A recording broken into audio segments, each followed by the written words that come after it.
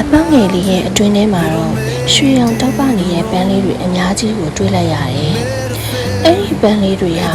လေထဲမှာတဖြည်းဖြည်းလွတ်မျောနေပြီးသူတို့ရဲ့အလင်းရောင်တွေဟာတဝန်းလုံးကိုရွှေရောင်ချိန်ထားတယ်လို့ပဲ။မေဟာအံ့ဩပြီးပါဆက်အဟောင်းသားဖြစ်သွားတယ်။အဲ့ဒီအချိန်မှာပဲနူးညံ့တဲ့အတန်လေးတစ်ခုကိုသူကြားလိုက်ရတယ်။ဒီပန်းလေးတွေကိုဂရုစိုက်ပေးပါနော်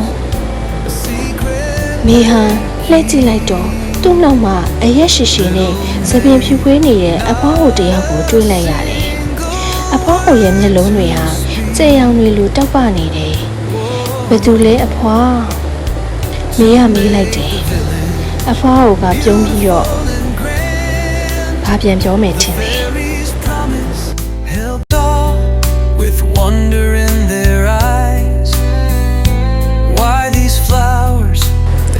အဖွားဟိုကပြုံးပြီးတော့ငါကဒီတောင်နေရဲ့နတ်သမီးပဲဒီရွှေရောင်ပန်းလေးတွေဟာငါရဲ့မျက်ရည်တွေကနေဖြစ်လာတာ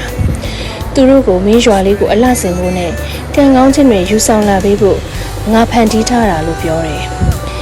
မိဟာအံ့ဩဝမ်းသာသွားပြီးအဖွားဟိုကိုကျေးဇူးတင်စကားပြောလိုက်တယ်အဖွားဟိုကမိကိုရွှေရောင်ပန်းလေးတွေကအနှဲငယ်ကိုပေးပြီးရွာကိုပြန်ဖို့ပြောတယ်ဒါပေမဲ့တခုတော့မှားလိုက်တယ်ဒီပန်းလေးတွေရဲ့လှုပ်ဝက်ချက်ကိုဘသူ့ကိုမှမပြောပြပါနဲ့ပြောပြရင်ဒီရွာလေးမှာရွှေရောင်လေးနဲ့တွေထပ်ပြီးပေါ်လာတော့မှာမဟုတ်ဘူးတဲ့မေဟာအဖွားဟိုကိုဂတိပေးပြီးပန်းလေးတွေကိုယူကာရွာကိုပြန်လာခဲ့တယ်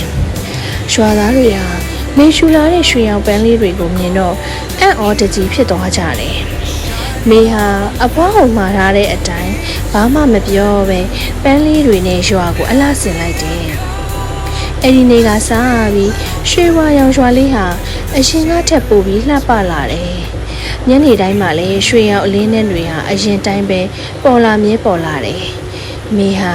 အဖွားဟိုရဲ့လှုပ်ဝက်ချက်ကိုတသက်လုံးထိမ့်သိမ်းသွားခဲ့ပြီးရွာသူရွာသားတွေလည်းငြိမ်းချမ်းပျော်ရွှင်စွာနဲ့နေထိုင်သွားကြတယ်။